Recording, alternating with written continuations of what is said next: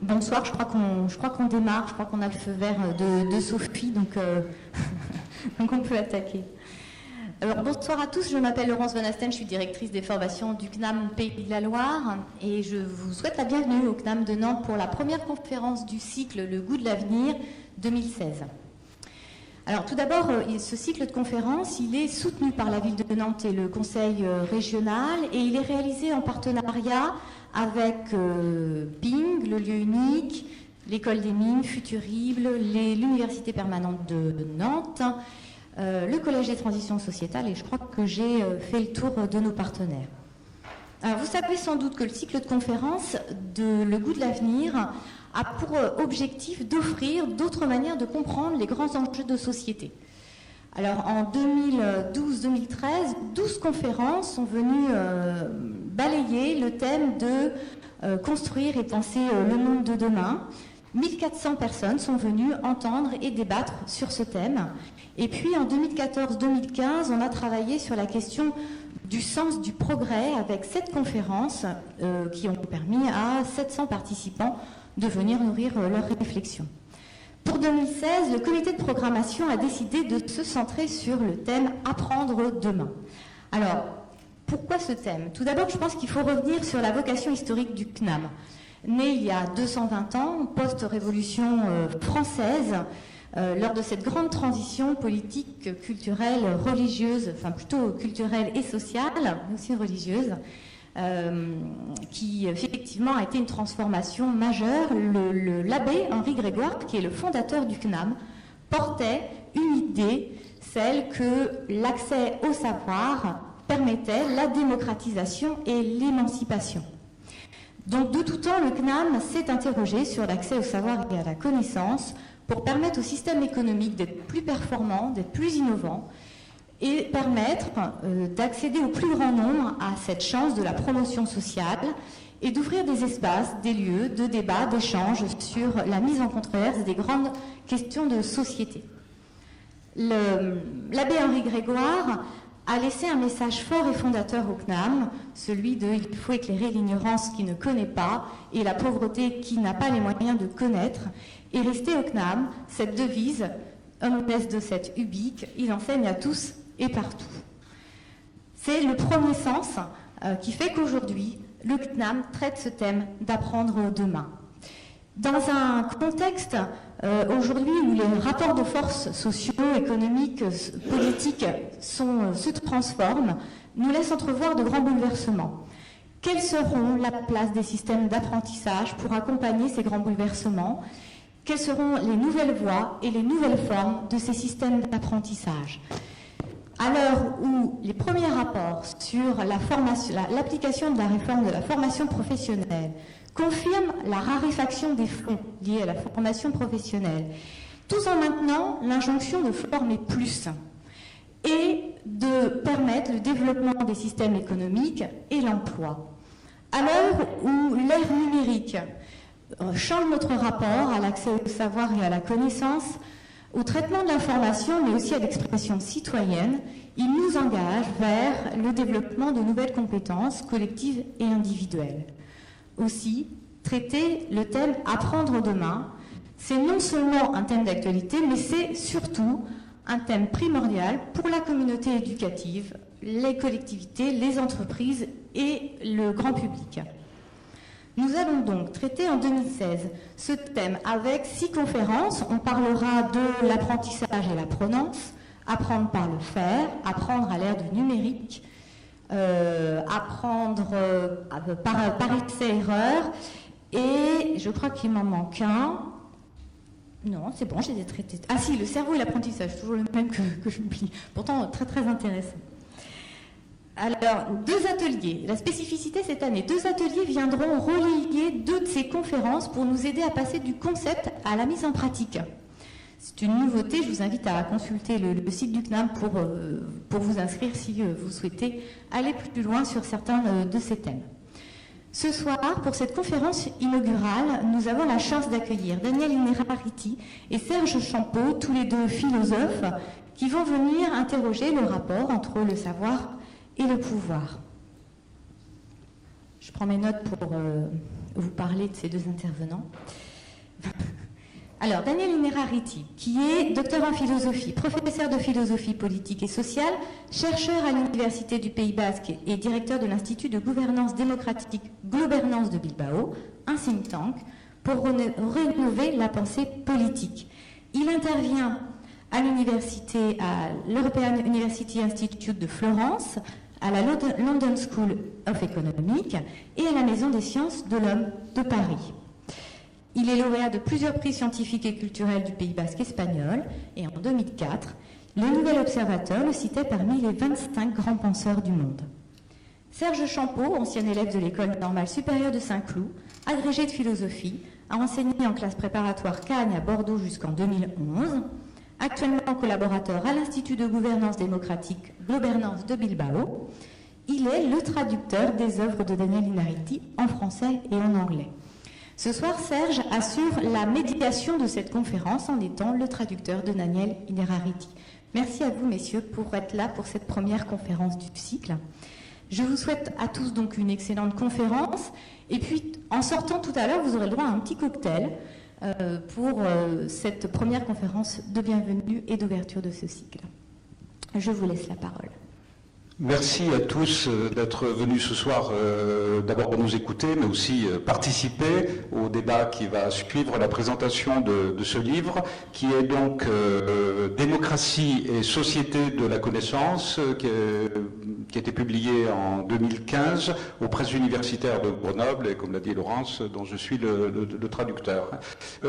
J'ajouterai simplement à la présentation que vient de faire Laurence que Daniel Innerarity est l'auteur de très nombreux ouvrages connus en Espagne, qu'il a eu de très nombreux prix, dont en 2013 le prix Príncipe de Viana pour la culture, qui lui a été remis par celui qui allait devenir quelques mois plus tard le roi d'Espagne. Ces livres ont été traduits en anglais, en italien, en portugais, en français, en roumain peut-être ? Non, pas en roumain. Bon, en coréen non plus. En coréen, ça serait bien pour les Coréens du Nord en particulier. Je crois que sur Savoir et Pouvoir, ça serait une bonne leçon pour eux. Donc, merci aussi, bien évidemment, à l'équipe du CNAM qui a organisé magnifiquement, du CNAM Pays de la Loire, qui a organisé magnifiquement cette soirée. Je vous propose de procéder de la manière suivante. Donc, nous allons faire l'un et l'autre une présentation générale assez courte, une présentation générale de l'ouvrage. Et ensuite, je poserai 4 questions à Daniel qui correspondent aux 4 parties principales de l'ouvrage.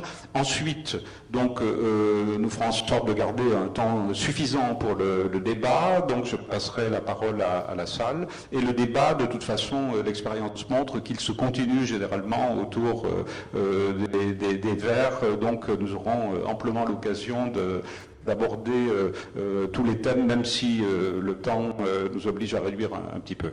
Je voudrais en quelques mots, donc en guise d'introduction, vous dire pourquoi j'ai traduit ce livre. Quand je l'ai lu pour la première fois en espagnol, il y a quelques années, j'ai trouvé qu'il présenter une perspective tout à fait nouvelle sur un problème qui était débattu depuis quelques décennies en France et ailleurs, qui est la question des rapports du pouvoir et du savoir. Et à l'époque, cette question était dominée par une problématique où il y avait une opposition entre 2 grandes conceptions. D'une part, une conception qui était une conception du savoir qui était assez positiviste, pour employer un terme philosophique, c'est-à-dire qui concevait le savoir à l'image de la science et surtout à l'image des sciences exactes, et parallèlement une conception du pouvoir qui était technocratique, donc le pouvoir appartenant à ceux qui ont le savoir, en particulier le savoir scientifique. Daniel parle à propos de cette conception, d'une conception de la droite technocratique, mais je crois qu'en France elle est aussi bien de droite que de gauche. Et puis en face, une autre conception, une conception critique du savoir et du pouvoir et de la supposée collusion entre le savoir et le pouvoir. Alors en France, cette conception n'a pas pris exactement la même forme qu'en Allemagne, par exemple. En Allemagne, elle a pris la forme, vous le savez peut-être, avec l'école de Francfort en particulier, d'une critique de ce que les Allemands appellent la rationalité instrumentale. En France, on a eu un mouvement un peu différent, mais très important, par exemple avec Michel Foucault, qui a montré que les sciences humaines se sont constituées en même temps que ce qu'il appelle les disciplines, des disciplines qui sont un moyen pour l'État apparemment libéral de mobiliser les citoyens au profit de l'État national. Bon, mais ce sont des variantes de ce que Daniel Lirareti appelle la gauche technophobe.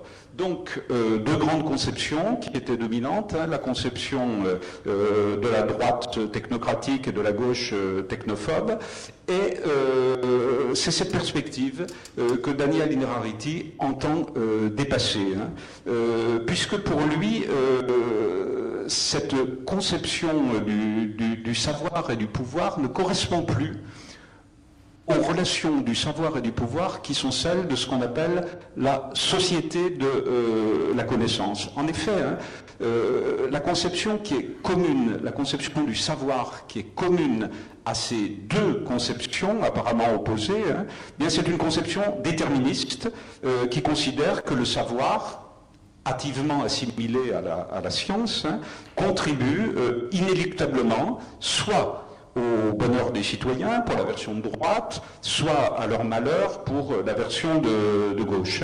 Et c'est cette manière de conférer un pouvoir illimité à la science que va questionner ce livre de Daniel Innerarity. C'est ce lieu commun qu'il va dénoncer, un lieu qui est commun aussi aux deux théories, aux deux conceptions dont j'ai parlé.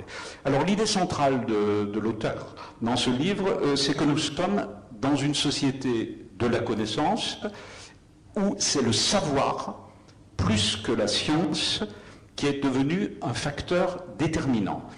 Alors, qu'est-ce qui distingue le savoir de la science? Eh bien, je simplifie, mais essentiellement, c'est deux choses. D'abord, que les connaissances sont devenues paradoxalement plus incertaines, le savoir s'est développé, notre savoir est devenu infiniment plus riche, mais en même temps plus incertain, comme en témoignent par exemple les contradictions entre experts qui sont bien connus aujourd'hui dès qu'il y a un problème de société important qui mobilise le savoir, il y a des contradictions entre experts. Et puis, la deuxième caractéristique, c'est que désormais, ce savoir n'est plus produit par les seuls experts, au sens des gens qui travaillent dans les laboratoires, dans les universités, mais qu'il est produit par toutes sortes de nouveaux acteurs, en particulier bien dans la société civile, toutes sortes d'organisations, les ONG, etc.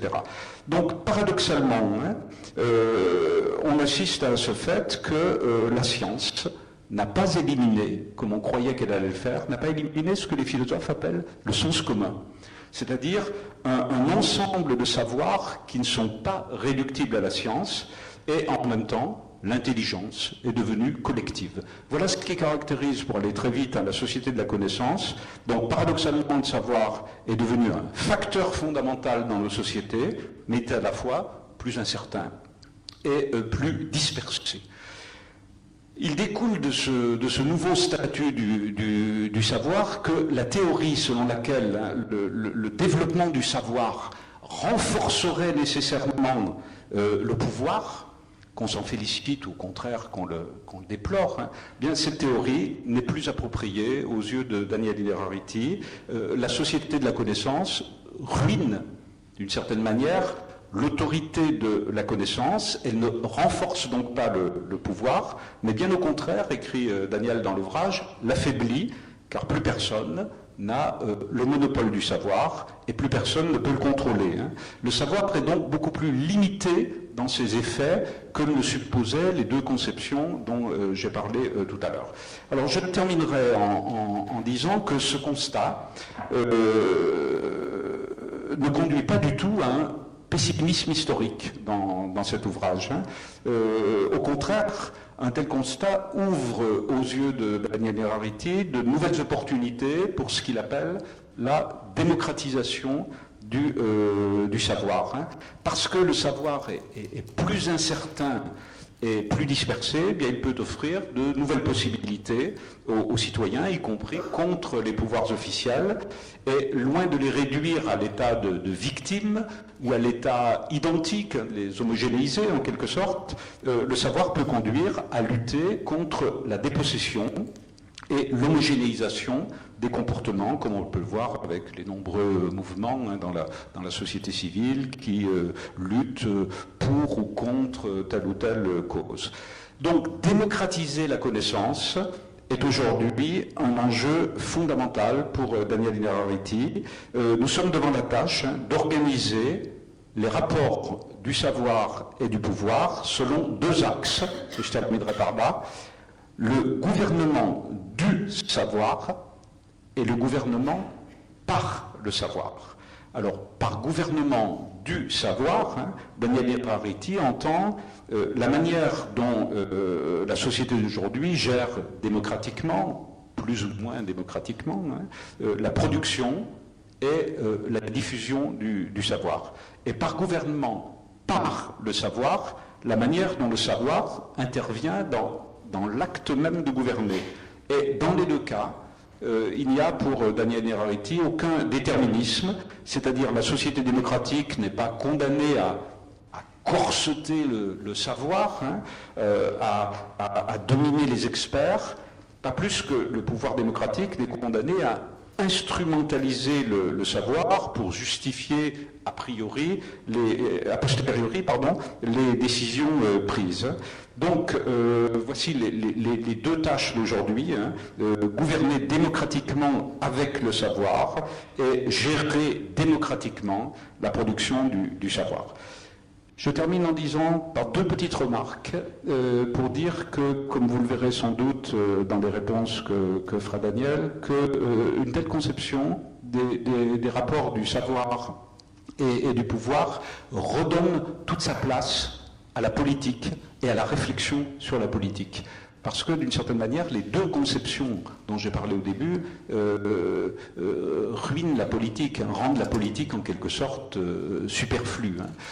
Ça me paraît quelque chose de fondamental dans l'ouvrage. Et puis, il y a une deuxième chose sur laquelle nous reviendrons lors de ma quatrième question, quand nous parlerons de la quatrième partie, c'est que cet ouvrage, qui est un ouvrage de philosophie, est aussi, d'une certaine manière, un ouvrage sur la philosophie, parce que Daniel consacre à la fin un passage sur ce qu'il appelle les humanités, je reviendrai sur ce terme, dans lesquels il inclut les sciences humaines et sociales, la philosophie, l'art, et il montre que ces humanités ont un très grand rôle dans l'interprétation des phénomènes sociaux et par la société de la connaissance et dans l'interprétation des savoirs, à tel point qu'il parle de la société de la connaissance comme une société des interprètes.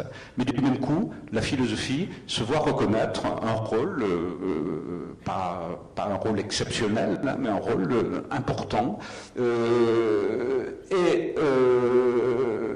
cela sans aucune nostalgie, parce qu'en France en particulier, les défenseurs des humanités, souvent, adoptent une position réactionnaire au sens propre du terme, une position un peu crispée sur le passé. Or, j'espère que vous verrez que ce n'est pas du tout la perspective de Daniel. La perspective de Daniel, c'est que dans une société de la connaissance où le savoir est fragile et où le savoir est incertain et où il est dispersé, il est essentiel que les citoyens participent au débat public en interprétant, et la philosophie a son rôle à jouer dans l'interprétation de notre monde et dans l'interprétation de nos savoirs. J'espère, Daniel, que ne pas illustrer l'adage selon lequel le traducteur est est un traître et avoir résumé, mais tu me diras ce qu'il en est si j'ai dit des erreurs sur ton livre. Je te laisse la parole pour la présentation générale de l'ouvrage.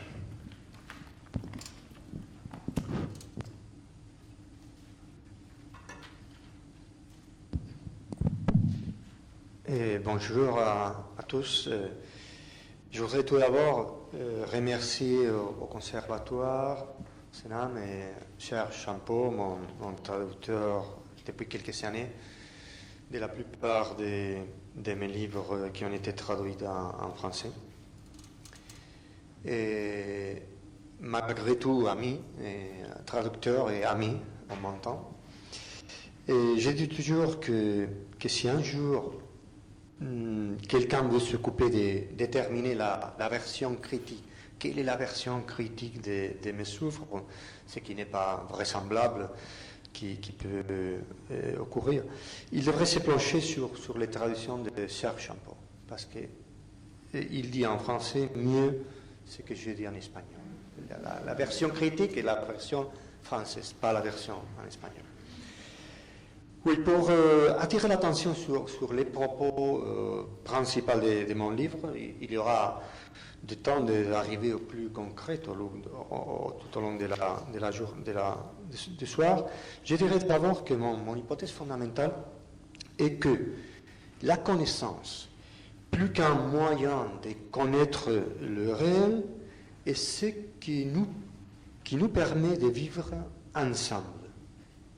Vivre ensemble. C'est un moyen pour vivre ensemble.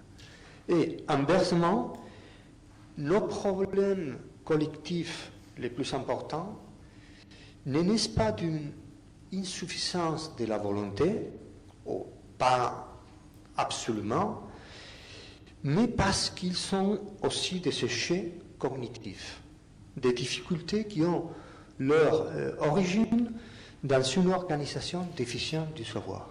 Il s'agit presque toujours des déficients par rapport au savoir.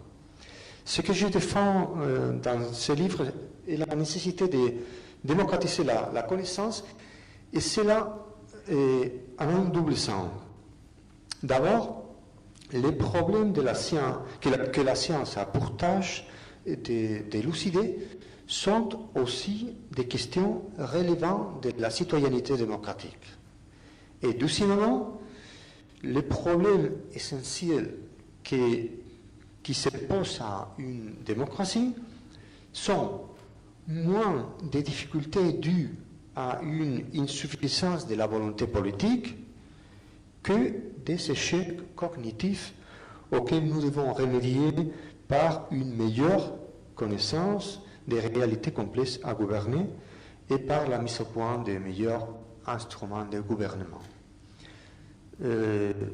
Brèvement, les politiques de la connaissance et par la connaissance sont devenues une question de citoyenneté démocratique. Merci Daniel. Oui, j'insiste sur un point dont tu viens de parler, c'est que en France, on a une très riche tradition de philosophie des sciences, d'épistémologie, mais la plupart du temps, les philosophes ont étudié les sciences dans leur rapport à la réalité, en se posant des questions, est-ce que les sciences reflètent le réel, est-ce que les sciences sont conventionnelles, etc. Et puis on a laissé aux sociologues, et il y a des sociologues comme Bruno Latour, Alain Desrosières, qui a écrit un livre magnifique qui s'appelle La politique des grands nombres, c'est un très grand statisticien, ils ont étudié la science comme un fait social. Et ce qui est original dans ce livre, c'est qu'un philosophe étudie la science en tant que phénomène social, et plus précisément comme moyen de vivre ensemble, comme vient de dire Daniel, et ça, je crois que ça mérite d'être salué, parce que c'est relativement rare comme approche philosophique de la science, et pas seulement de la science, mais du savoir en général. Alors la première question que je voudrais poser, elle concerne la première partie, qui s'intitule, comme vous le voyez sur l'écran, la surcharge de l'intelligence. Et dans la première partie du livre, donc, Daniel rappelle que l'idée de société de la connaissance, qui est hâtivement assimilée à celle de société de l'information, suscite souvent l'enthousiasme. Et au début de cette partie, tu prends un certain recul, et même un recul certain par rapport à cet enthousiasme, et tu ramènes les enthousiastes au réel, en quelque sorte, hein, en affirmant que l'information n'est pas la connaissance. Ma première question est donc celle-ci. Peux-tu préciser cette distinction et nous dire comment l'information devient connaissance? En particulier, hein, tu affirmes paradoxalement que la connaissance suppose une certaine réduction de l'information. Une section du premier chapitre s'intitule « Réduire la complexité, gérer l'excès ». Donc peux-tu nous préciser ce que tu entends par là et en un mot, qu'est-ce que la connaissance par rapport à l'information? Oui, bien sûr. Et la principale difficulté que nous rencontrons dans une société de la connaissance n'est pas de se procurer des connaissances ou des informations, mais bien au contraire, de combattre l'excès d'informations et de s'en libérer afin de parvenir à créer des systèmes qui ne se contentent pas d'accumuler des données, mais qui articulent et qui véhiculent des savoirs. Bien, pour arriver à cela, il nous faut, dans une société de la connaissance, gérer l'excès d'informations. Comment? D'abord en rejetant une certaine quantité d'informations du côté du bruit, c'est-à-dire de ce dont on ne veut rien savoir. On peut faire ça avec deux sortes, en général, deux sortes d'actions. Gérer l'attention et éliminer l'information. D'abord, gérer l'attention. Qu'est-ce que ça veut dire? D'abord, les êtres humains sont des systèmes, si on peut parler comme ça, qui ne peuvent élaborer l'information que de manière séquentielle et non en parallèle. Ils doivent gérer leur attention. En règle générale, dans un contexte social complexe, avec beaucoup d'informations, des bruits, les limites du traitement en parallèle apparaissent très vite. On peut répondre au téléphone tout en écrivant un roman au même temps. Et on peut prêter simultanément attention avec la même intensité à toutes les informations. L'attention, pour nous les humains, est un bien rare que nous devons gérer de manière adéquate si nous voulons que notre action soit couronnée de succès. Il ne s'agit pas de mettre à disposition des décideurs davantage d'informations. Mettre davantage d'informations est souvent un moyen d'empêcher la décision. Il s'agit au contraire d'éviter que leur attention, l'attention de ceux qui doivent prendre des décisions, ou de nous, lorsque nous devons prendre des décisions, et éviter que notre attention ne se détourne vers ce qui n'en vaut pas la peine. C'est un problème. Vous en parlerez avec l'éducation numérique, vous en parlerez de ça, j'imagine, dans la semaine qui vient. Pour bien comprendre cette exigence propre à la société de la connaissance, il faut bien voir qu'agir dans un monde où l'information est rare, comme était le cas dans le monde de nos parents, n'est pas du tout la même chose qu'agir dans un monde où c'est l'attention qui est rare. Nos enfants n'ont pas, et nos étudiants n'ont pas un problème d'information, ont un problème d'attention. Ce qui est rare, c'est l'attention, et pas l'information. Deuxièmement, éliminer l'information. Qu'est-ce que ça veut dire? C'est bien ce que nous faisons quotidiennement quand nous mettons en place des filtres sélectionnant ce qui est pertinent. nous le faisons quotidiennement.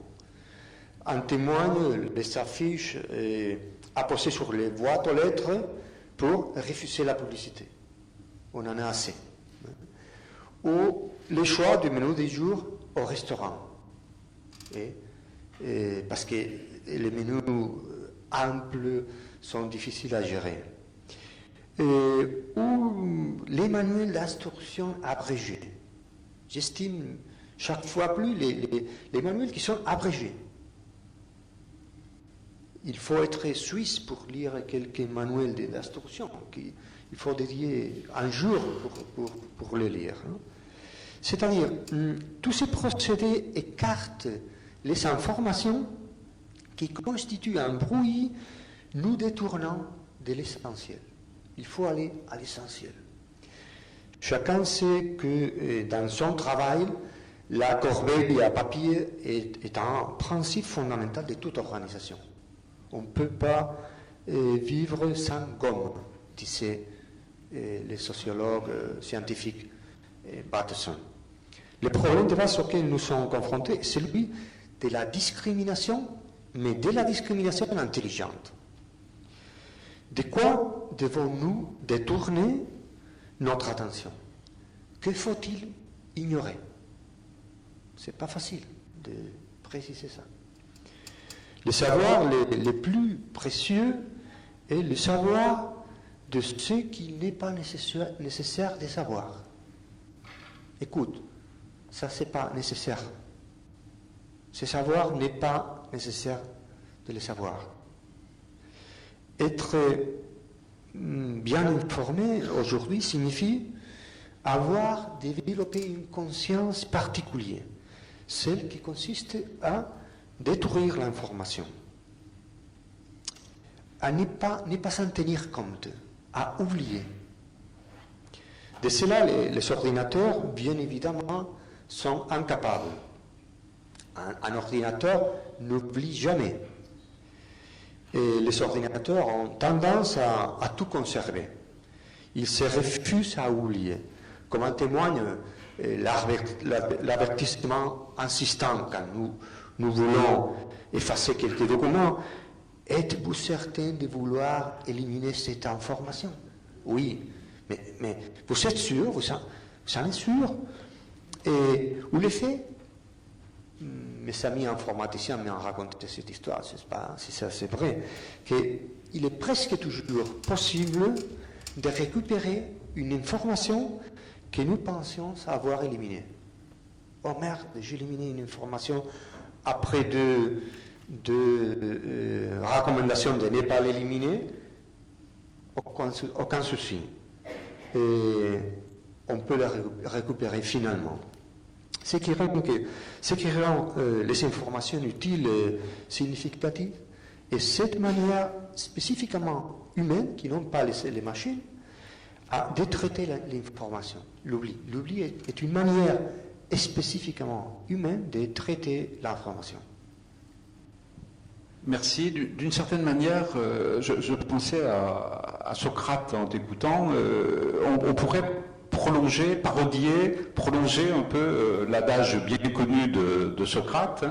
Socrate disait, vous savez tous, que le savoir commence par la reconnaissance du non-savoir. Je ne sais qu'une chose, c'est que je ne sais pas. Là, on est à un degré un petit peu différent. Je ne sais qu'une chose, c'est que je sais de quel savoir je n'ai pas besoin, d'une certaine manière. C'est un peu dans la lignée socratique. Alors, la deuxième question que je voudrais poser concernant la deuxième partie, qui s'intitule « L'organisation de l'incertitude ». Dans cette deuxième partie, Daniel Lerariti parle de l'ignorance, mais plus de la même ignorance, c'est-à-dire pas l'ignorance, plus seulement l'ignorance qui est liée à l'absence d'élaboration de l'information, là on vient d'en parler, mais une ignorance qui prend place au cœur même du savoir. sous la forme de ce que Daniel appelle en espagnol desconocimiento, qui est un mot un peu difficile à traduire, que je traduis souvent par non-savoir dans l'ouvrage. Alors la question que je te pose, c'est peux-tu préciser cette idée d'un non-savoir au cœur même du savoir, et de donner quelques exemples de cette croissance du non-savoir, hein, puisque dans l'ouvrage il est dit que plus croît le savoir, plus en même temps croît le non-savoir. Revenons au Socrate, finalement. Oui, comment tenir en même temps que nous savons beaucoup de choses, ce qui est évident, mais que nous ne savons rien, ce qui est aussi évident. Comment? Lorsque nous considérons des phénomènes compliqués, comme la gouvernance financière mondiale, le combat contre le réchauffement climatique, et l'expression société de la connaissance, nous vivons dans une société de la connaissance, me semble inappropriée et quelque peu prétentieuse. Loin de désigner un résultat acquis, c'est nous qui savons définitivement, elle semble plutôt à monsieur indiquer une tâche à accomplir, celle d'améliorer nos capacités cognitives pour affronter les grands problèmes qui sont les nôtres. La société de la connaissance a modifié radicalement les concepts de savoir au point que je ne crois pas d'exagérer trop si je dis qu'il conviendra plutôt de la nommer société de l'ignorance. Dans la mesure où, toujours plus conscient des limites du non-savoir, la société de non-savoir, progresse non pas tant pour l'accroissement de ses connaissances que par la gestion des diverses formes de son ignorance. Ce que nous sommes en train de gérer, c'est l'ignorance dans des diverses formes, vraisemblance, incertitude, risque. Bien que les sciences contribuent à accroître considérablement la quantité de savoir fiable, il est toujours plus difficile lorsqu'elles prennent pour objet des systèmes hautement complexes comme le climat, le comportement humain, l'économie ou l'environnement, de produire des explications causales et des prévisions exactes. Il est de plus en plus difficile d'arriver à cela. Plus le savoir s'accroît, plus il manifeste l'immense étendue de ce que nous ignorons. Le type de savoir mis en œuvre par les sociétés antérieures, même par la société de l'illustration,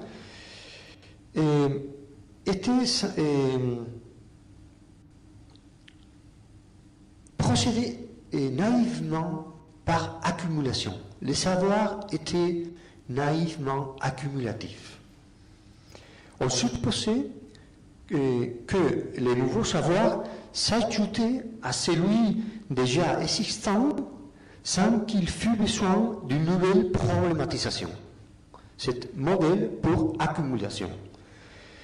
Les limites du savoir étaient censées reculer progressivement. C'est les pics des lumières.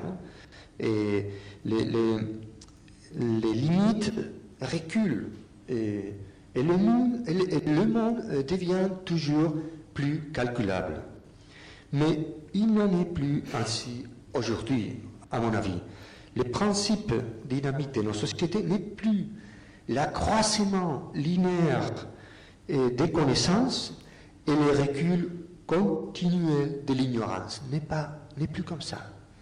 Il existe en effet un non-savoir qui n'a pas son origine dans un déficit provisoire d'information, mais qui est engendré par les progrès même de la science, qui est promis par la science même. Combattre l'ignorance consistait autrefois à éliminer l'ignorance. Mais nous considérons aujourd'hui qu'il y a une dimension irréductible de l'ignorance qu'il nous faut la comprendre, l'accepter et même en faire usage et la considérer comme une ressource. C'est servir de l'ignorance pour le progrès de la connaissance. Pour illustrer ça, il faudrait faire quelques remarques. Les débats politiques autour, par exemple, Serge vient de le mentionner, autour des nouvelles techniques qui se sont déroulées à partir des années 70, sont un exemple frappant de cette politisation, c'est qu'on pourrait nommer une politisation du non-savoir. Les peurs et les inquiétudes présentes dans une bonne partie de l'opinion publique ne sont pas totalement infondées. Derrière le rejet social de certaines solutions techniques, je sais que je parle de ça à Nantes, et vous avez eu une expérience assez politiquement forte de rejet d'un projet d'investissement, si je ne me trompe pas. Derrière le rejet social de certaines solutions techniques, il y a fréquemment la perception d'ignorance et d'incertitude que la science et la technique devraient reconnaître. Dans ces conflits et d'autres de même genre, s'affrontent des perceptions divergentes et même contradictoires de non-savoir. Nous savons, dans une société démocratique, nous avons des perceptions différentes de ce que le non-savoir doit signifier. Quelles sont les ignorances que nous devons considérer comme pertinentes et quelles sont celles que nous pouvons considérer comme inoffensives? Quel équilibre entre le contrôle et l'hasard pouvons-nous accepter? Et à partir de quel moment un tel équilibre devient-il irresponsable? Voilà un problème politique assez fort. L'ignorance, cette ignorance invincible, nous donne-t-elle le droit d'agir ou, au contraire, nous met-elle en demeure de prendre un maximum de précautions? C'est ça le problème. La plupart de nos controverses démocratiques tournent précisément autour de la question de savoir quel type d'ignorance nous pouvons nous permettre, quel risque il est raisonnable d'assumer. Nous nous trouvons devant le défi d'apprendre à gérer ces incertitudes qui ne pourront jamais être absolument éliminées, de les transformer en risque calculable parfois et en opportunité d'apprentissage, toujours.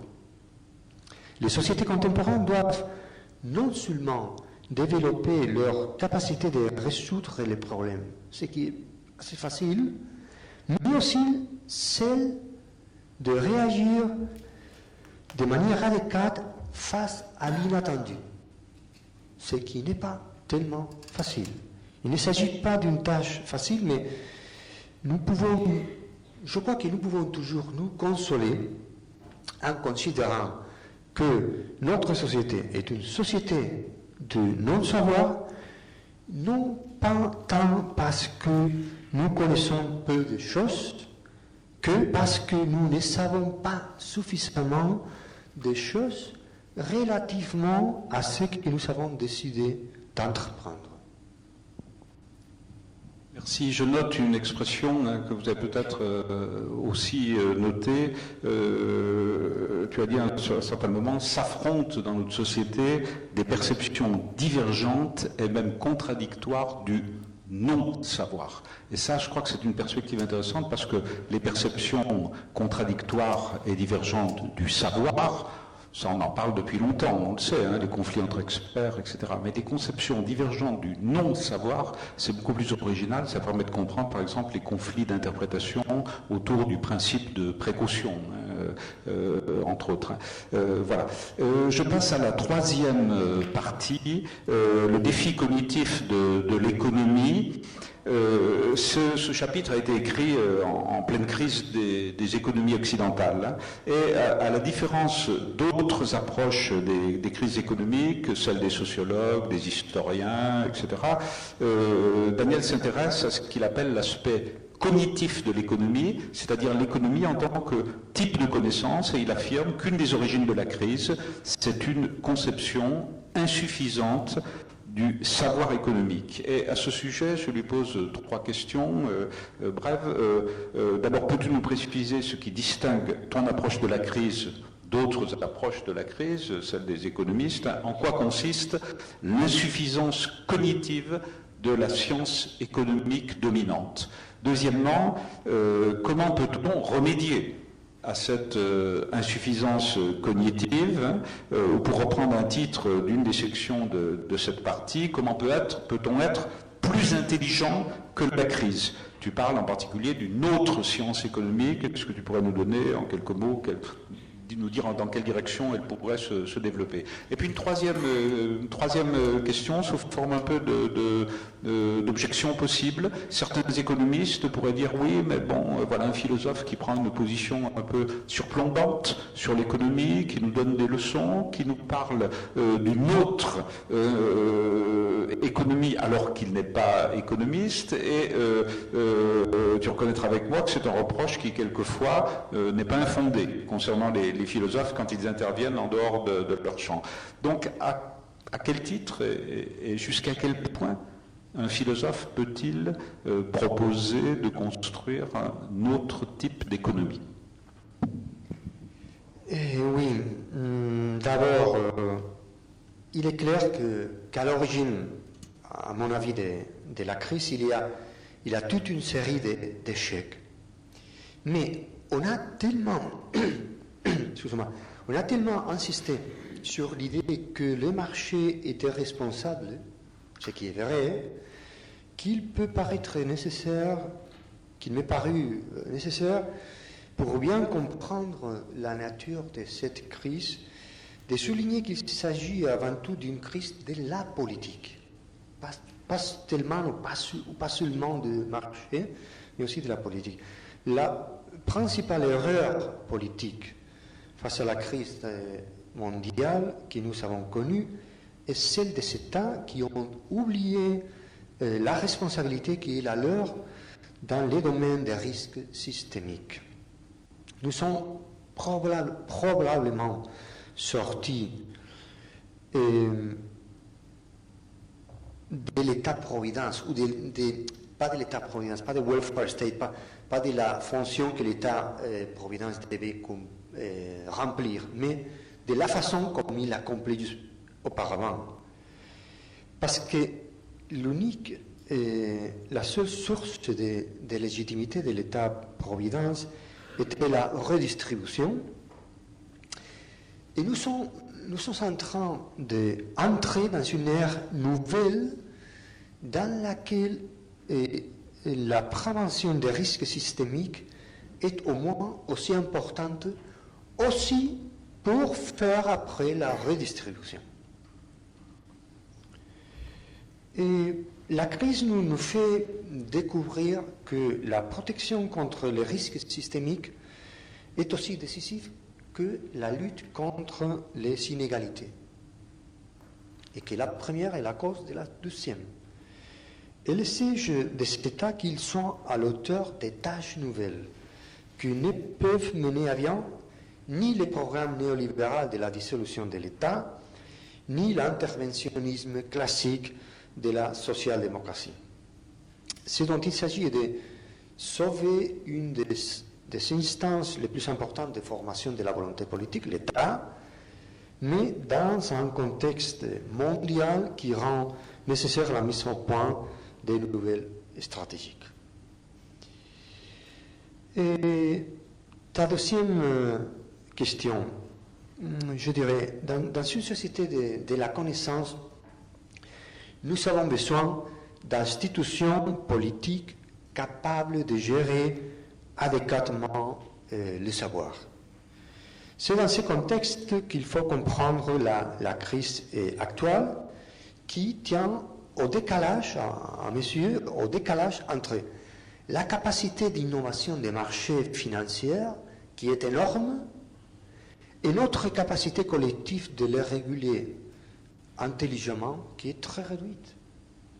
Les marchés se sont développés spectaculairement, alors que les attentes sociales en matière de régulation financière n'ont pas vraiment reçu de réponses intelligentes. L'innovation financière a toujours une longueur d'avance sur la réglementation. Il y a une asymétrie entre la connaissance privée, celle de la finance mondialisée, et la connaissance publique, celle des institutions régulatrices. C'est pourquoi il n'est pas exagéré, je pense, de dire qu'une des causes de la crise est un échec d'ordre cognitif.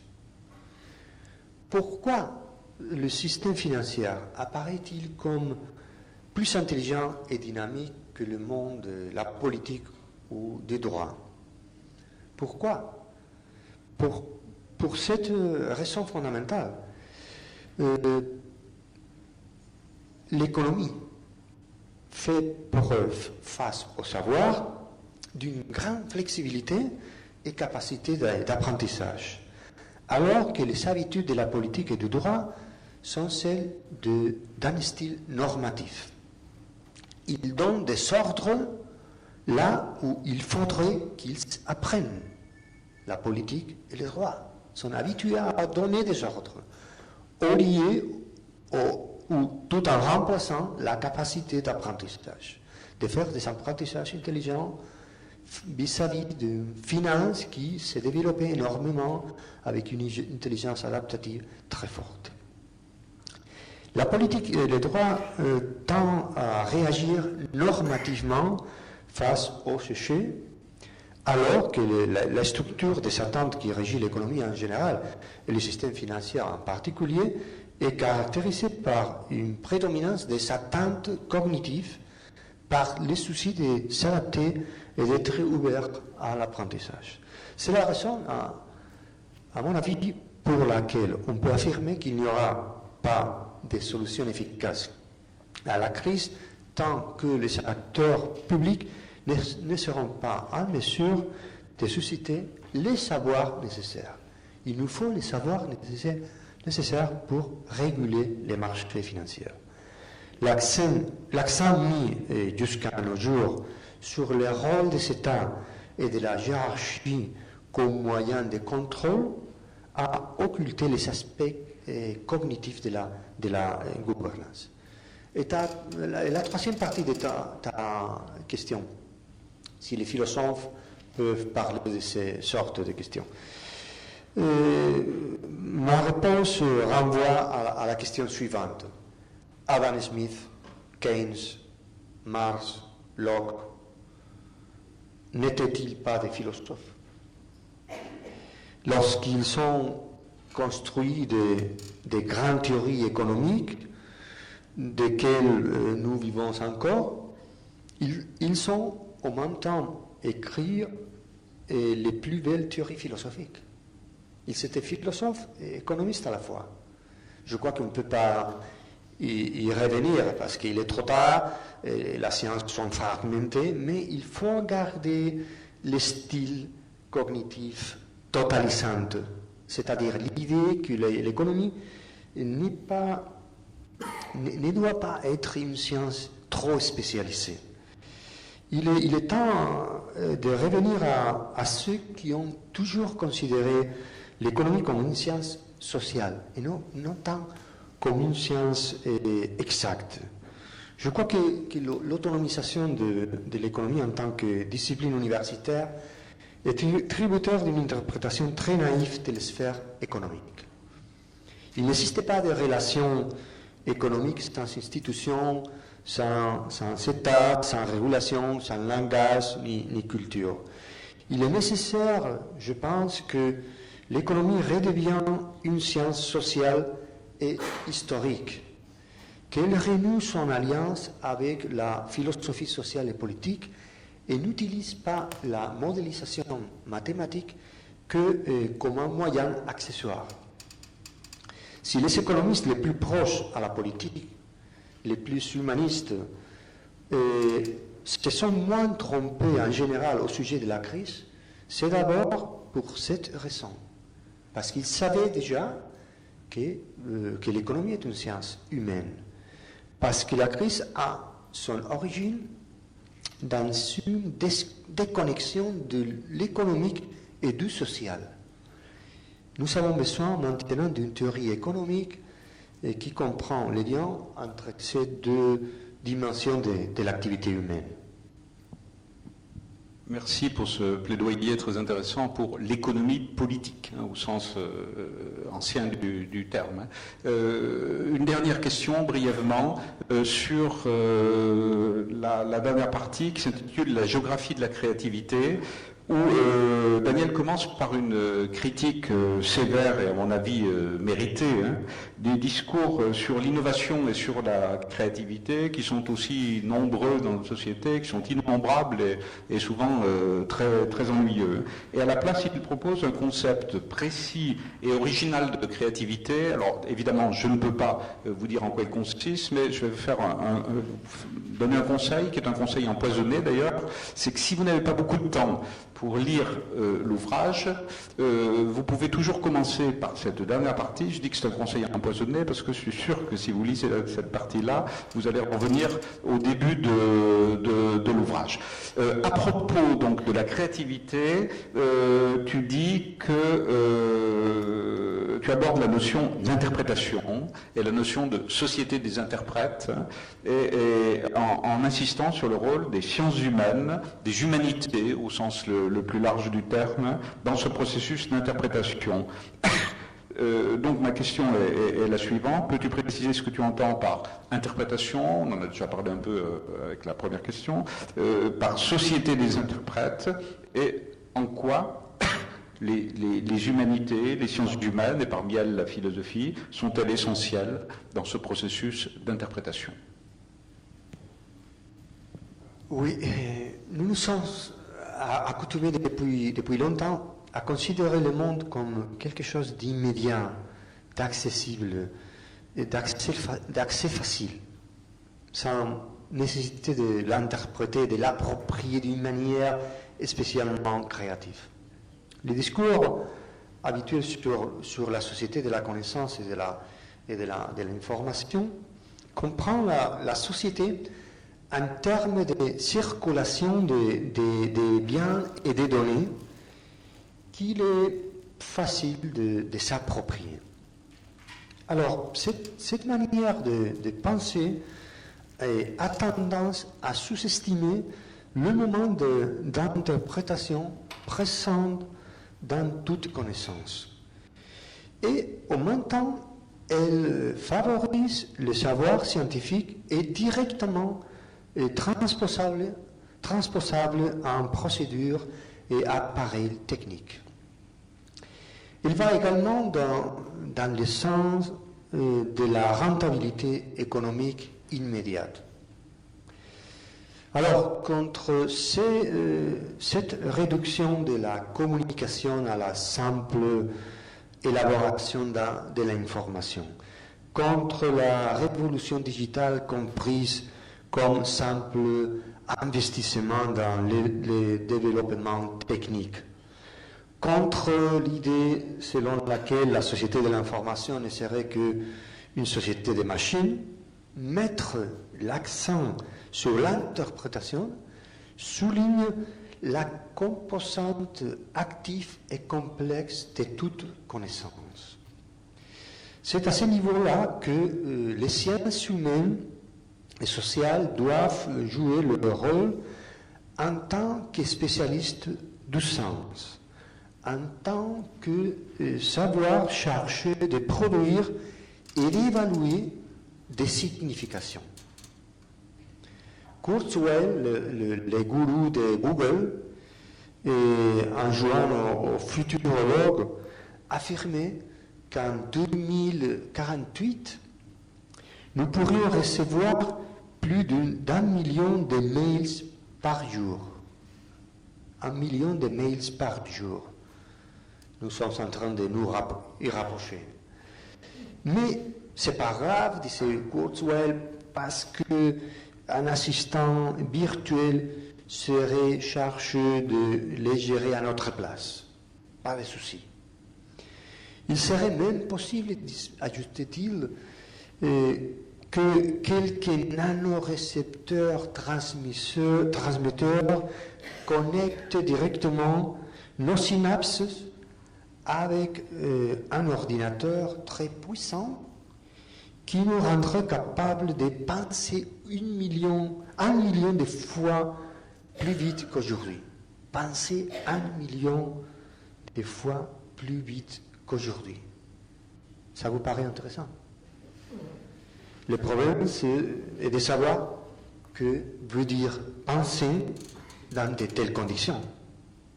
Qu'est-ce que ça veut dire?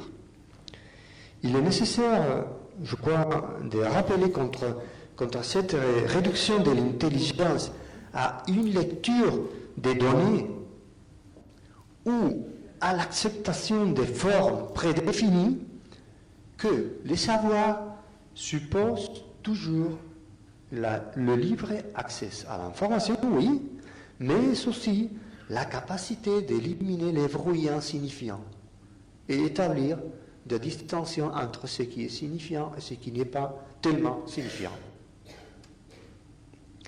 Si nous pensons des sociétés démocratiques comme des sociétés qui s'interprètent elles-mêmes, comme des sociétés des interprètes, nous pourrons plus facilement échapper au paradigme dominant. Un paradigme dominant qui comprend la société de la connaissance comme un rapport hiérarchique entre des experts et des masses, devant se soumettre à des données prétendument objectives.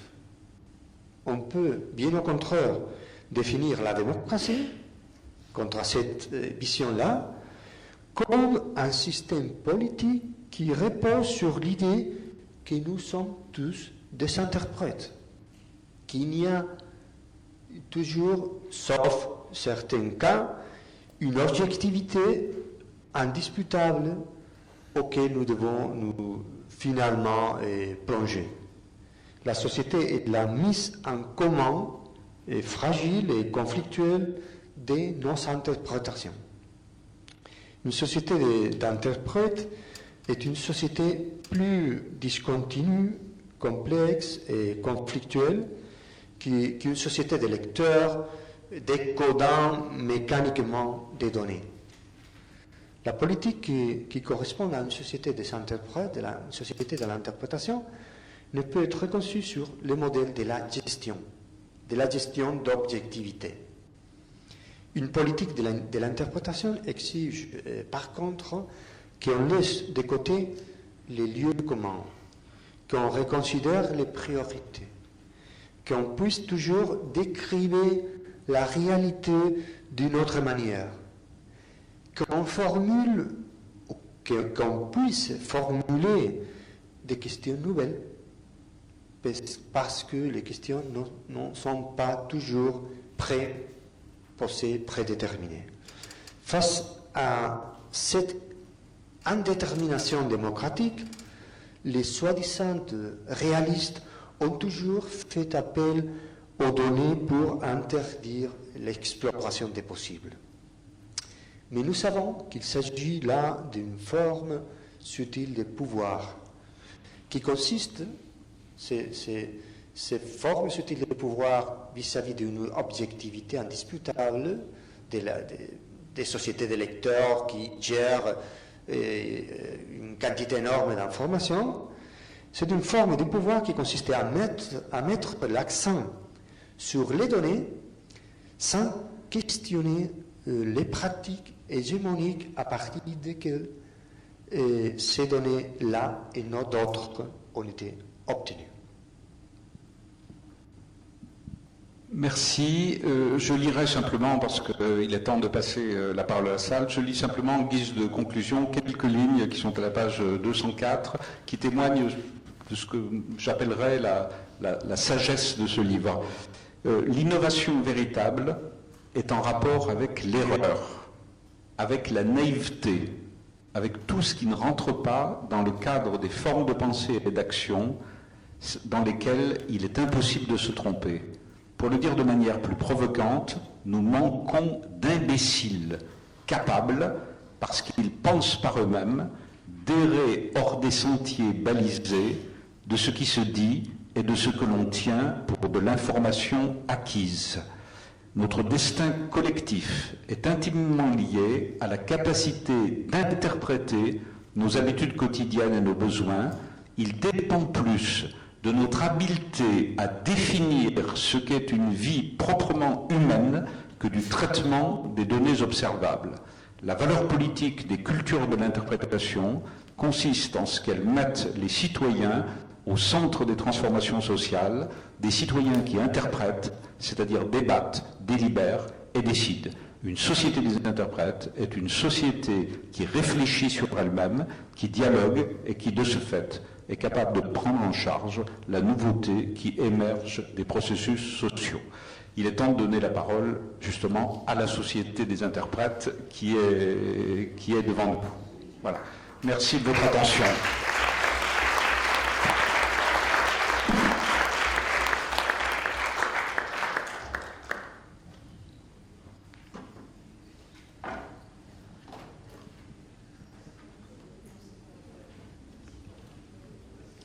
Voilà, donc vous avez la parole. C'est la première prise de parole, hein, la plus difficile. Si vous voulez, je peux poser... Ah, c'est bon. Oui, je reviens à votre premier point sur la question de la surabondance d'informations, qui était, je crois, dans le titre la surcharge de l'intelligence. Ça m'a fait immédiatement penser aux études que j'ai faites, c'était des études d'architecture, et la première chose qu'on nous apprenait, c'était de dessiner. Pour dessiner, il faut apprendre à voir. Et apprendre à voir, c'est sélectionner ce que l'on voit, c'est tamiser la vue. Faites l'expérience vous-même, vous verrez. Lorsqu'on regarde un paysage, il y a une multitude d'informations. Pour mettre en évidence ce qui est essentiel dans ce paysage, alors c'est très vrai dans le paysage urbain, où il y a une surabondance d'informations. Hein. Vous sortez du CNAM, vous allez voir, c'est affolant. Et essayons de compter tout ce qu'on voit, c'est énorme. Si on veut voir l'essentiel, et nous on a besoin de cette façon de travailler, on est obligé de tamiser, donc de fermer les yeux pour essayer de voir un peu l'essentiel dans le champ visuel. Hein, je suis bien dans le champ visuel. Mais ça m'a vraiment fait penser à ça, le bruit de l'information, la surabondance de signes. C'est un peu ce qu'on nous apprenait quand on apprenait à décider. C'est tout.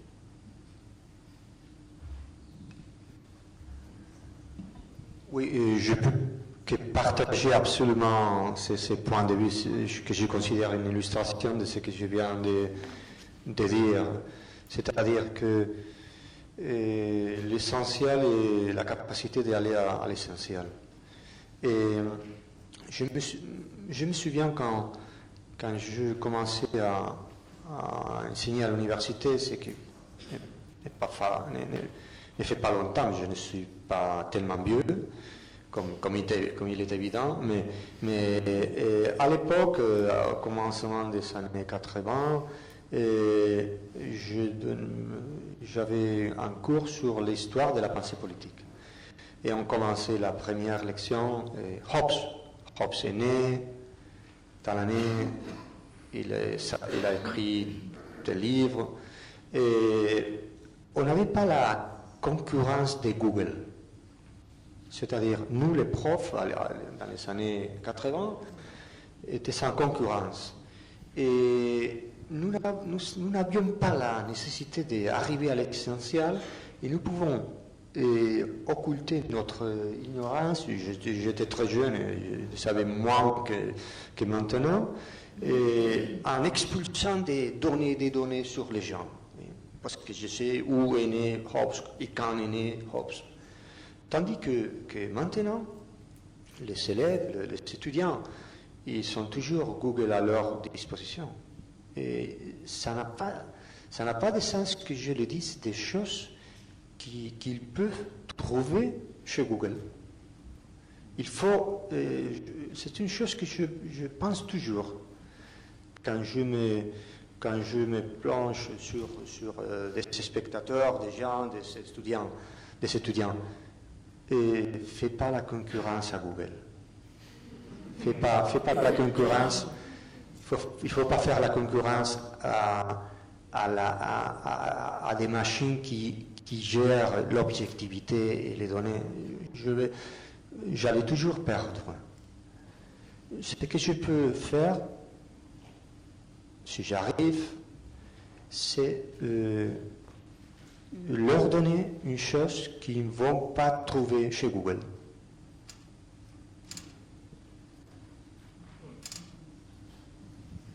Je me permets d'ajouter, oui, votre remarque me paraît intéressante parce qu'elle suggère aussi que la société de la connaissance doit tenir compte de ce que nous apprennent les sciences du vivant, en particulier au niveau des théories de la perception.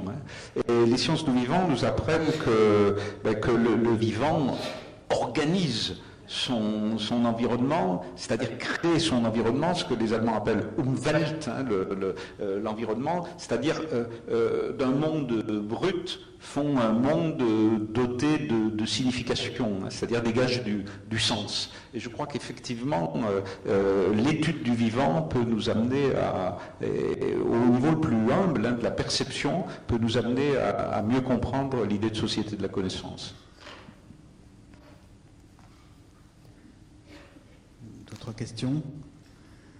Oui, alors je me permets de vous en poser une question parce que vous avez parlé à plusieurs reprises de société de la connaissance et puis évidemment vous rappelez sûrement de cela cette fameuse stratégie de Lisbonne en Europe où on voulait faire une société de la connaissance donc, qui était fondée sur une économie de la connaissance, donc comme si là il y a une économie qui pour être compétitive devait développer une société de la connaissance. Donc, est-ce que, en plus, c'était une Europe qui devait faire 15 membres, je crois, à ce moment-là. Et donc, aujourd'hui, comment vous voyez ça, voilà, à 15 ans enfin, même pas, oui, c'est ça, quelques années de distance, cette société de la connaissance pour une compétitivité, au regard de ce que vous avez évoqué?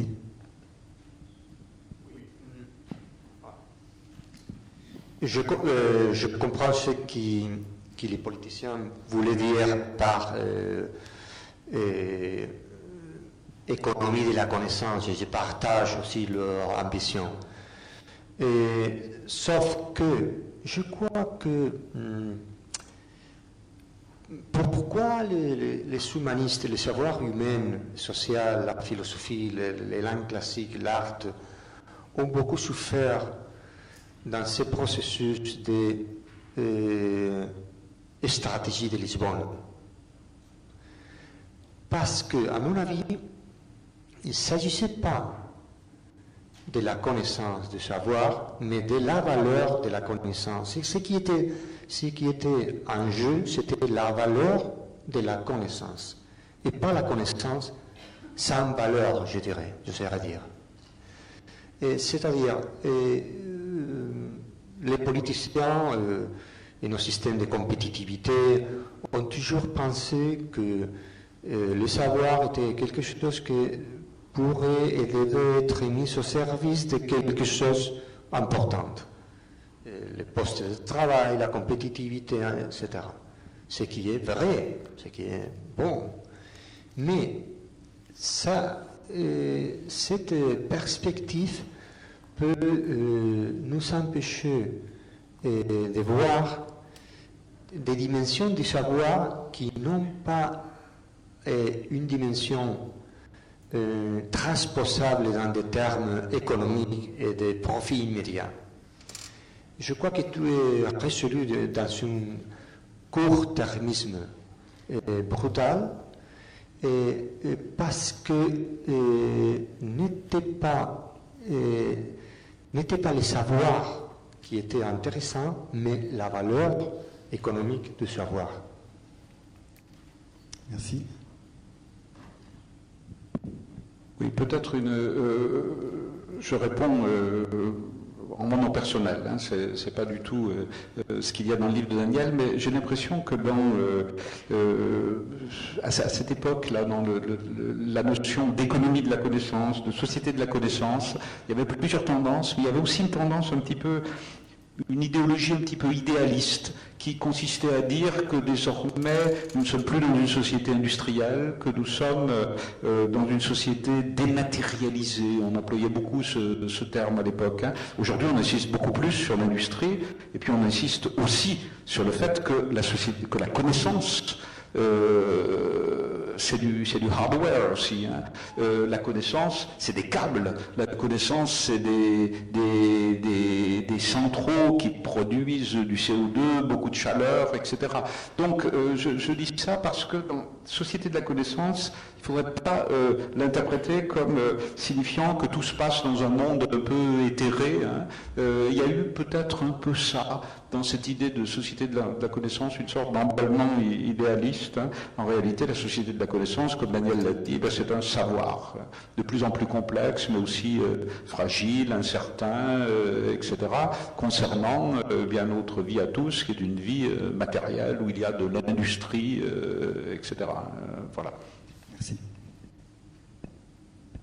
Si je peux ajouter quelque chose, s'il n'y a pas de demande, sinon j'attends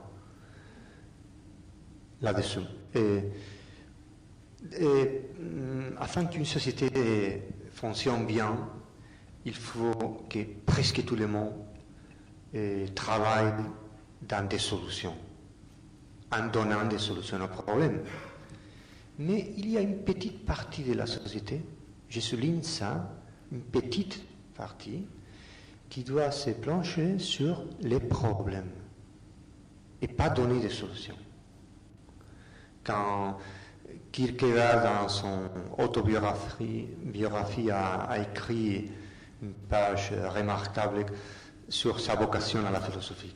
Il disait, j'étais dans une terrasse, dans un restaurant à Copenhague, et j'ai appris que tout le monde solutionnait les choses aux autres. Et il faudrait inventer une profession consistant en tout le contraire. Et j'ai devenu philosophe. C'est-à-dire, il nous faut que certaines professions ou certains aspects de toutes les professions, parce qu'il y a des philosophes partout, je ne partage pas une vision gremialiste de métier. Hein.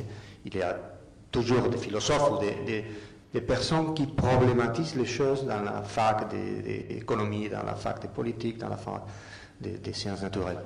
Partout, il nous faut une petite partie des gens qui sont dédiés à cultiver les problèmes que nous ne sommes pas capables de solutionner adéquatement.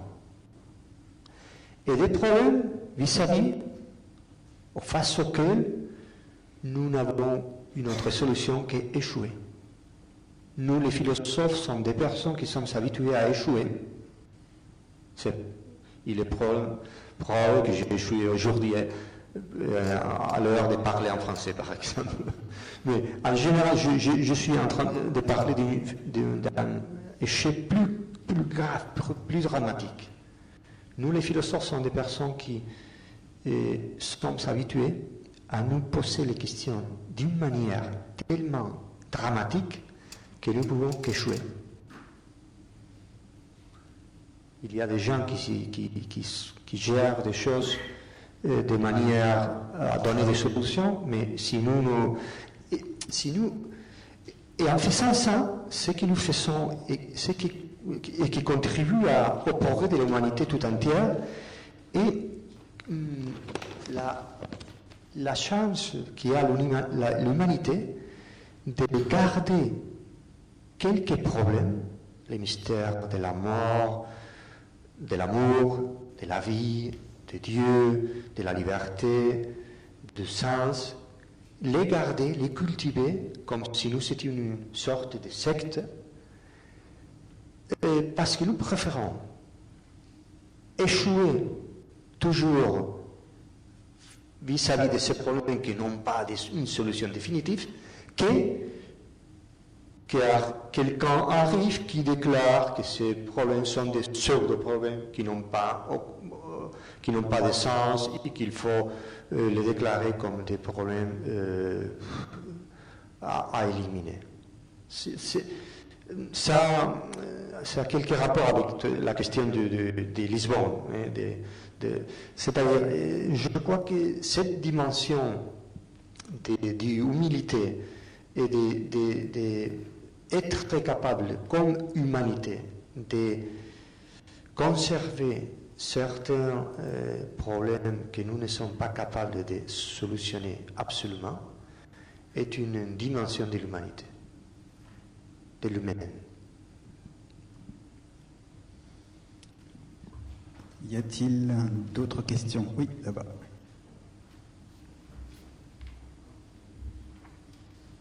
Oui, bonjour. Je serais assez positif finalement. Je pense qu'il y a des sociologues qui parlent de marginaux séquents. Je ne sais pas si vous connaissez cette notion, des marginaux séquents. Séquents, enfin une traduction peut-être en espagnol, je ne sais pas. C'est-à-dire des personnes, comme vous avez déterminé un petit peu, qui naviguent de théories de perception à d'autres. Donc on les appelle des marginaux séquents. C'est une théorie de sociologue. Et j'ai quand même l'impression depuis pas mal d'années que les anthropologues, les philosophes n'agissent peut-être pas de façon médiatique. On voit les conséquences parfois d'actions très motivées, à court-termistes et financières sur de bons sentiments, mais qui oublient de construire une vision un petit peu plus à long terme et plutôt entretenir justement des forces pour entretenir une idée. Je parle de certains philosophes médiatiques que tout le monde connaît, je pense. Et est-ce que vous connaissez cette notion de marginaux séquents? Et donc l'aspect positif, c'est que je vois beaucoup de philosophes qui agissent dans la société sans être forcément affichés sur Google, Facebook ou le journal de TF1, mais je les vois beaucoup, moi, sans qu'ils apparaissent au grand jour et qui entreprennent des actions assez positives sur les territoires. Donc c'est une sorte de révolution douce qui émerge, en tout cas, je pense, dans beaucoup de territoires en France, peut-être pas tous les territoires.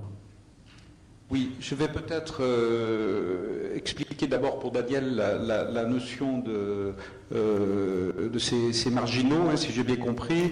C'est effectivement quelque chose qui est très important aujourd'hui. Je voudrais en donner un exemple, vous me direz si c'est bien ça. Par exemple, autour de l'open data en ce moment, hein, il y a le CERN, le Centre européen de recherche nucléaire en Suisse, qui a mis en ligne un problème très technique qui apparemment relève de la physique nucléaire et qui a fait appel à l'intelligence collective du public. Et c'est quelqu'un d'une autre discipline, très marginale par rapport à ce problème de physique. Je ne sais plus quelle est la discipline, mais qui a proposé une solution qui a été acceptée et qui a permis de faire avancer.